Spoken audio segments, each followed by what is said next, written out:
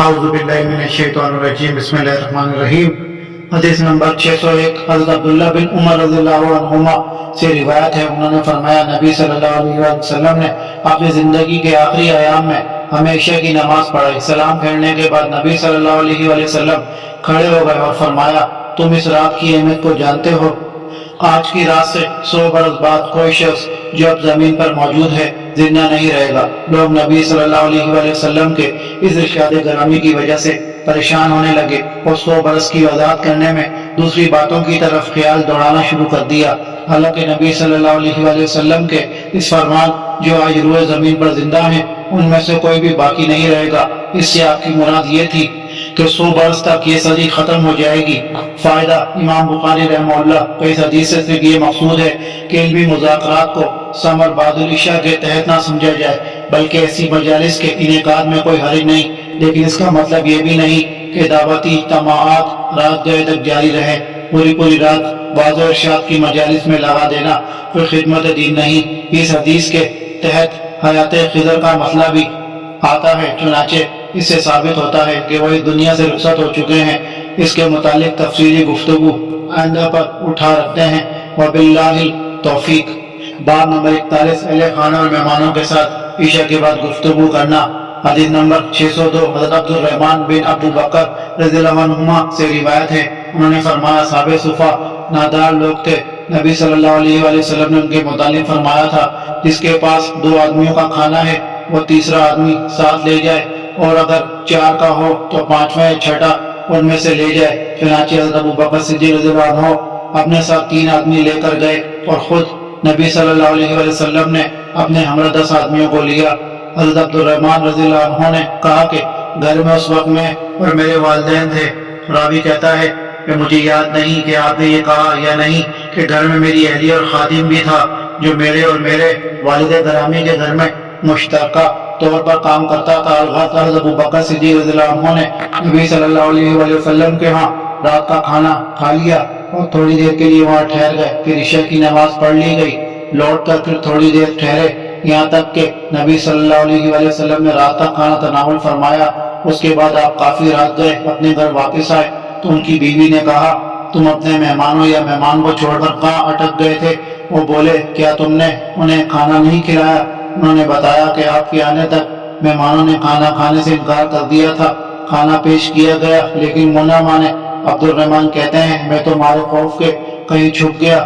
حضرت ابو بکر صدیق رضی اللہ عنہ نے کہا اے غنصر، آپ نے بہت سخت سست کہا اور خوب کوسا، پھر مہمانوں سے گویا کھاؤ تمہیں کوئی گوار نہ ہو، اور کہا اللہ کی قسم میں ہرگز نہ کھاؤں گا۔ عبد الرحمن رضی اللہ عنہ کہتے ہیں اللہ کی قسم ہم جب لقمہ لیتے تو نیچے سے زیادہ بڑھ جاتا، تاہم کے سب مہمان سیر ہو گئے اور جس قدر کھانا پہلے تھا اس سے کہیں زیادہ بچ گیا۔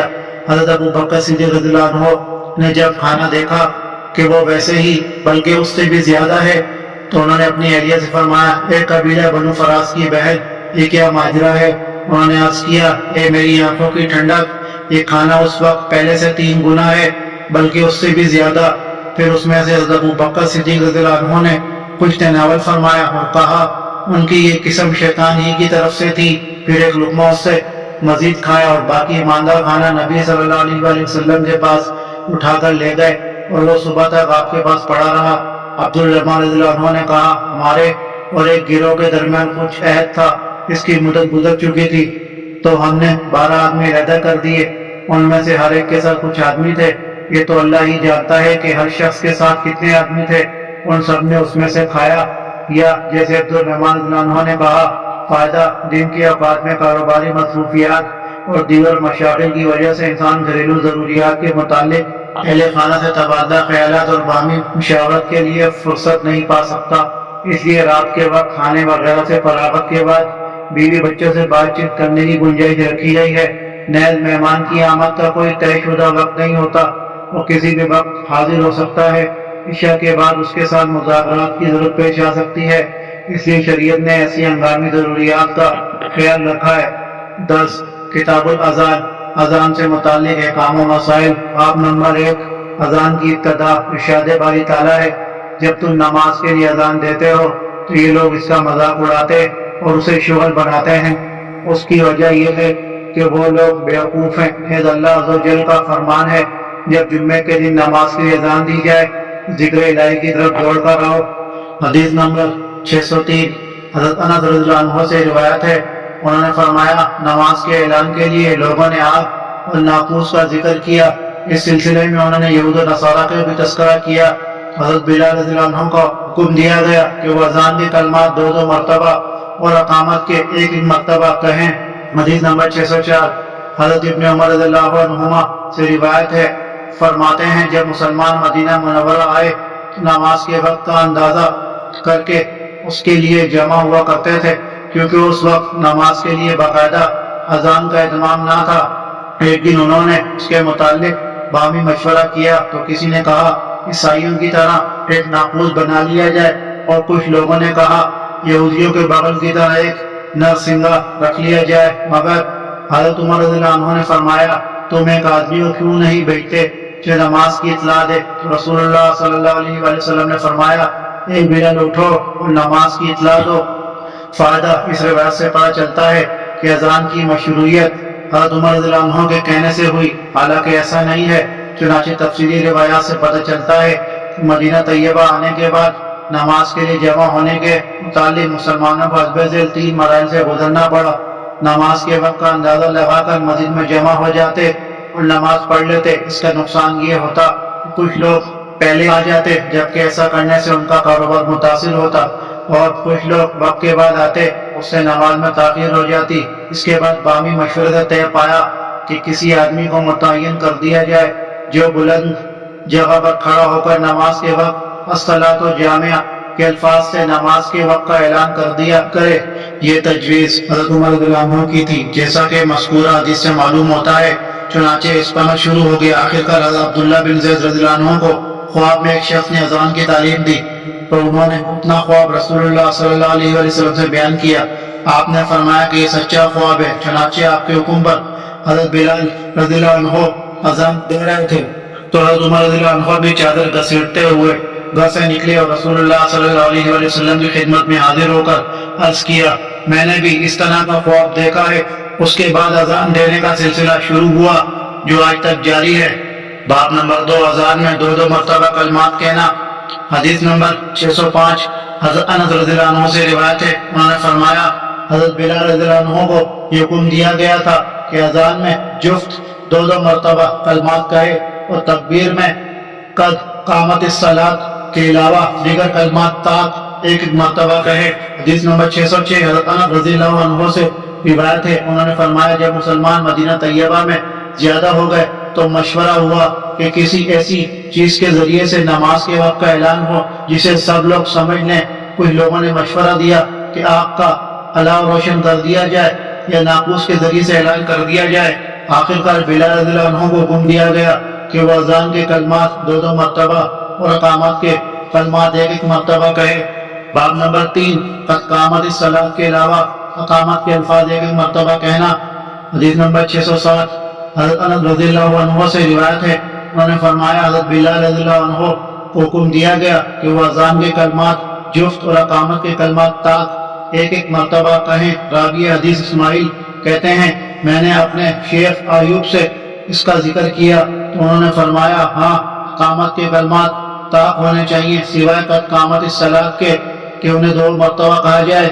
فائدہ اقامت کے تاک کلمات کی وضاحت بائیں طور ہے اللہ اکبر اللہ اکبر اشہد ان لا الہ الا اللہ اشہد ان محمد رسول اللہ حی علی الصلاۃ حی علی الفلاح قد قامت الصلاۃ قد قامت الصلاۃ اللہ اکبر لا الہ الا اللہ۔ ہمارے نزدیک راجع یہ ہے کہ اگر اذان دوہری کہی جائے جس کے 19 کلمات ہیں تو اس وقت تکبیر بھی دوہری ہونی چاہیے جس کے 17 کلمات ہیں، اور اگر عبداللہ بن زید کے خواب والی اکہری اذان دی جائے اس کے 15 کلمات ہیں تو اس وقت اقامت بھی اکہری ہونی چاہیے اس کے 11 کلمات ہیں۔ باب نمبر 4 اذان دینے کی فضیلت۔ حدیث نمبر 608 حضرت ابو ہریرہ رضی اللہ عنہ سے روایت ہے، رسول اللہ صلی اللہ علیہ وآلہ وسلم نے فرمایا جب نماز کے لیے اذان دی جاتی ہے شیطان پیٹ پھیر کر گوز مارتا ہوا بھاگتا ہے تاکہ اذان کی آواز نہ سن سکے۔ جب اذان پوری ہو جاتی ہے تو واپس آ جاتا ہے پھر جب نماز کے لیے اقامت کی جاتی ہے دوبارہ پیٹھ دے کر باہر نکلتا ہے، اور جب اقامت ختم ہو جاتی ہے تو پھر سامنے آتا ہے تاکہ نمازی اس کے دل میں وسوسہ ڈالے اور کہتا ہے یہ بات یاد کر، وہ بات یاد کر، یعنی وہ باتیں جو نمازی بھول گیا تھا انہیں یاد دلاتا ہے، حتیٰ کہ نمازی بھول جاتا ہے کہ اس نے کس قدر نماز پڑھی ہے۔ باب نمبر 5، آواز بلند اذان دینا۔ حضرت عمر بن عبدالعزیز رحمہ اللہ نے اپنے مؤذن سے کہا تھا کہ صاف اور سیدھی سیدھی اذان کہو، بصورت دیگر ہم سے الگ ہو جاؤ۔ حدیث نمبر 609، حضرت عبداللہ بن عبد الرحمن رضی اللہ عنہ سے روایت ہے، ان کے حضرت ابو سعید خدری رضی اللہ عنہ نے کہا تھا میں دیکھتا ہوں کہ تمہیں بکریوں جنگل میں رہنا پسند ہے، اس لیے تم جب اپنی بکریوں کے ہمراہ جنگل میں رہو اور نماز کے لیے اذان دو تو بلند آواز سے اذان دیا کرو، اس لیے کہ مؤذن کی آواز کو جو کوئی جن و انس یا اور کوئی سنے گا تو وہ اس کے لیے قیامت کے دن گواہی دے گا۔ حضرت ابو سعید خدری رضی اللہ عنہ نے فرمایا میں نے یہ بات رسول اللہ صلی اللہ علیہ وآلہ وسلم سے سنی ہے۔ باب نمبر 6، اذان سن کر خون ریزی سے رک جانا۔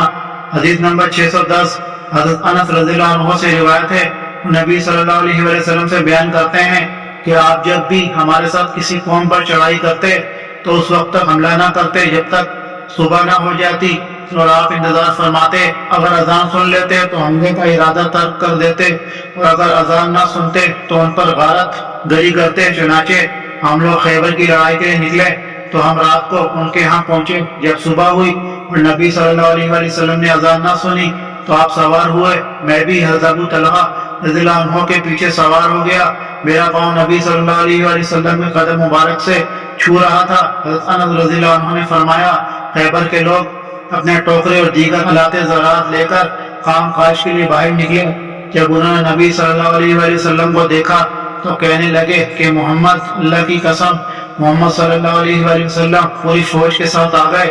حضرت انس رضی اللہ عنہ نے کہا جب رسول اللہ صلی اللہ علیہ وآلہ وسلم نے انہیں دیکھا تو فرمایا اللہ اکبر، اللہ اکبر، خیبر برباد ہو گیا۔ یقیناً جب ہم کسی قوم کے میدان میں اترتے ہیں تو ان لوگوں کی صبح خراب ہو جاتی ہے جنہیں پہلے ڈرایا گیا ہو،